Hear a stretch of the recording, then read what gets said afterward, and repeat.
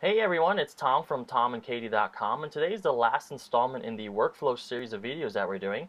Today we're going to go over the process that I take to go through edit photos in Lightroom. We're also going to go ahead and show you how we export full-size JPEGs and web-size JPEGs from Lightroom. And then we're also going to review an application called BlogStomp. It's an application that allows me to create these blog template collages where you just select what images you want to be in the specific picture that you're creating, and then you just submit and it creates it for you. It's really neat. You can add a border around it, you can add like your logo to the bottom and so on. So we'll review that in a moment. But let's go ahead and get started. So what we're going to do here is we're going to load our images into Lightroom.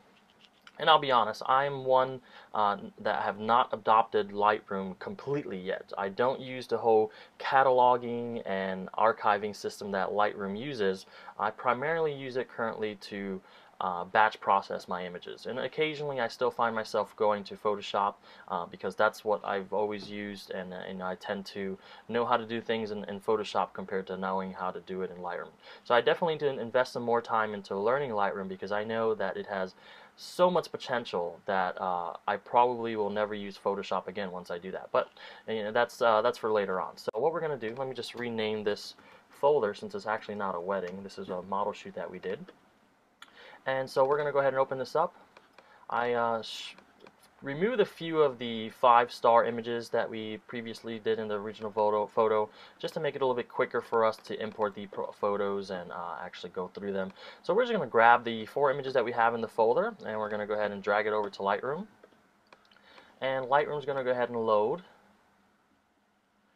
And let me just go ahead and close out this Finder folder. So it's going to go ahead and pop in here, which is the import screen.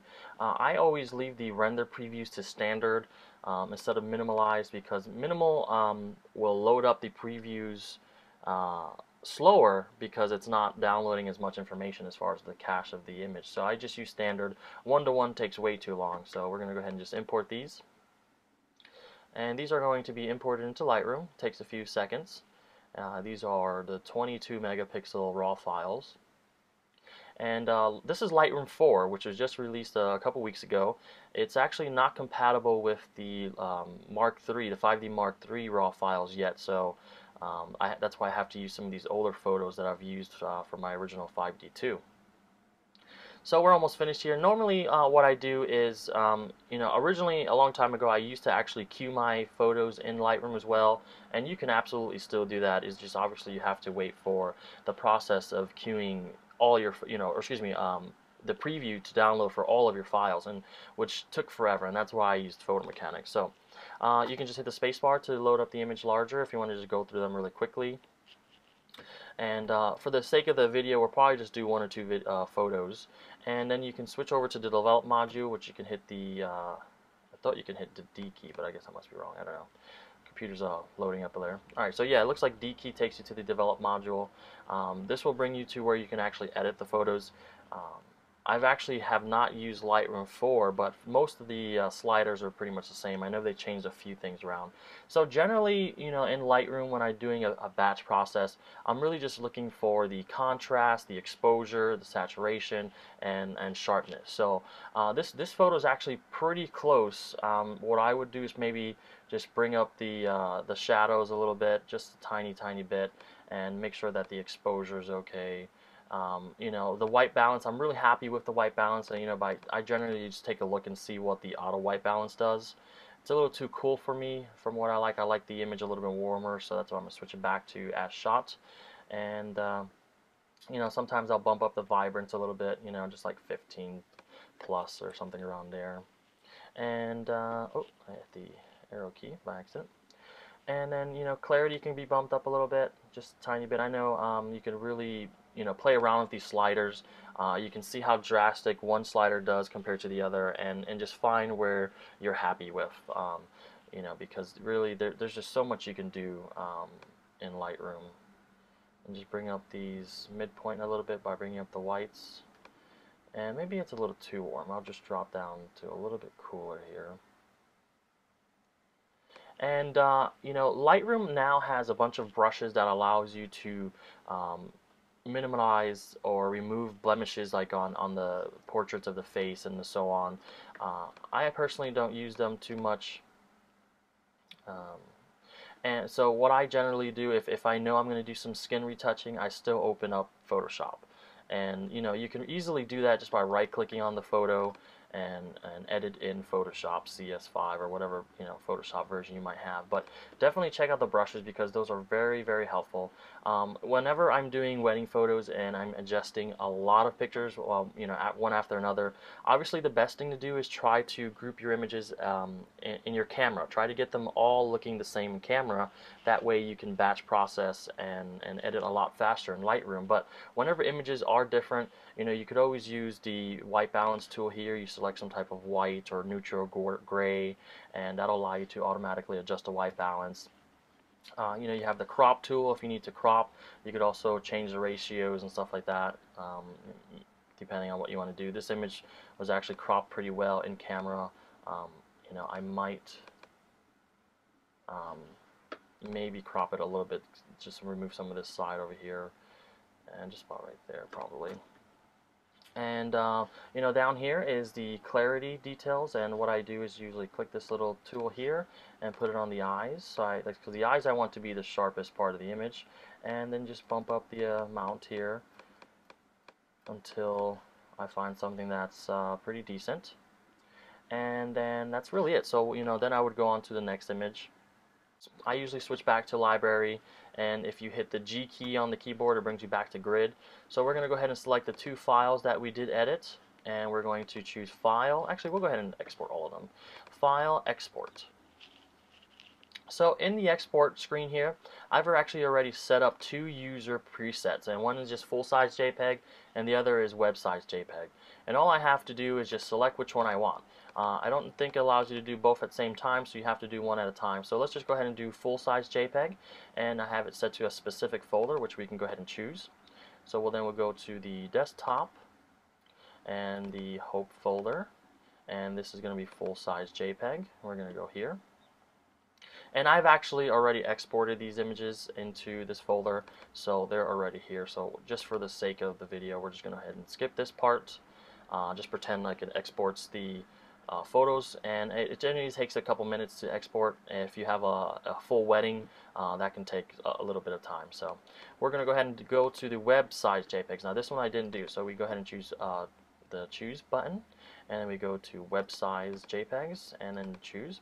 And if you scroll down here, you'll see that I have it set to image sizing. We are resizing the image to the long side to 1000 pixels, and I also have the output sharpening enabled, and that's really it. So then we go ahead and export, and up on the top left hand corner you'll see that it's exporting the files, and this generally takes a few seconds here. There we go.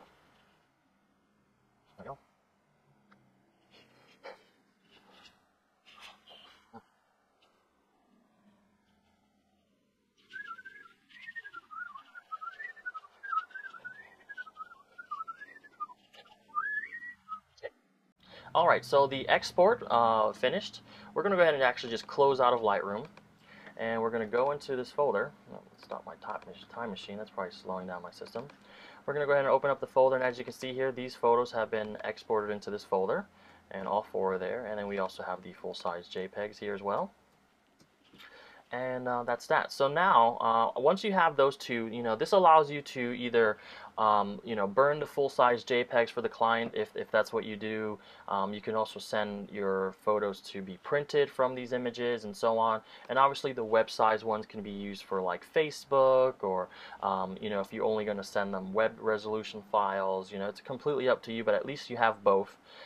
You can also choose different sizes. You know, you don't have to use 1000 pixels on the longest edge. I know some people use like 800 pixels, but with everyone you know, having larger monitors these days, I think 800 pixels really isn't enough to really appreciate the photo. So that's why I go a little bit extra with the 1000, you know, on the longest edge. So once we have those images, the next thing I'm going to go ahead and do is open up the BlogStomp application. And I actually found out about this program from Jasmine Starr.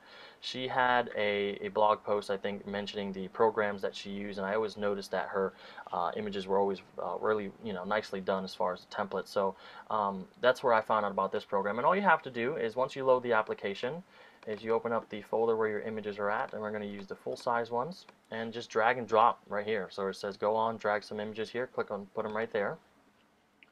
And this will go ahead and import the images into the application. So once you have the photos imported into the BlogStomp application, what the first thing that you really need to do is make sure that your settings are set up for your blog. Here you can actually add, the color of the background or the color of the actual, surrounding of the image, or I guess you can call it a border. The image width, which is the maximum width you want to have, and that really depends on your blog settings. You could also add a border width, the margin, the tab height, and a stroke around the images, and also your logo.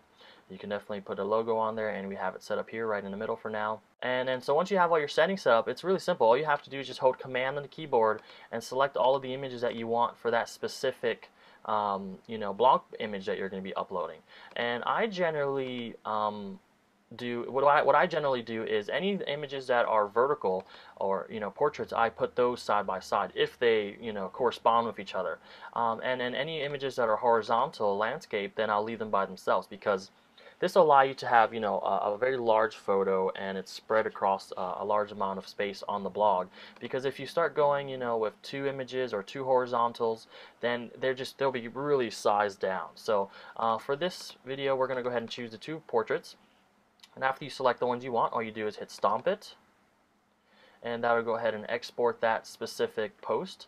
And then we'll do the horizontal, we'll stomp that by itself. And I guess the last one we'll do it by itself as well, and we'll just stomp that as well here. And then so now we have 3 images that we've stomped, and you can see them here. So yeah, here we go.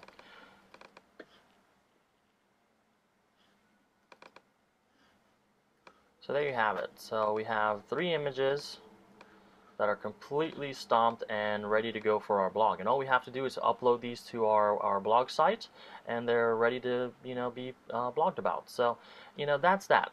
So hopefully this helps you out. If you have any questions about any of the steps that we've taken in the workflow, any applications that we use, definitely feel free to let us know. Stay tuned for the next video that's coming up tomorrow, and let us know if you have any questions. Take care.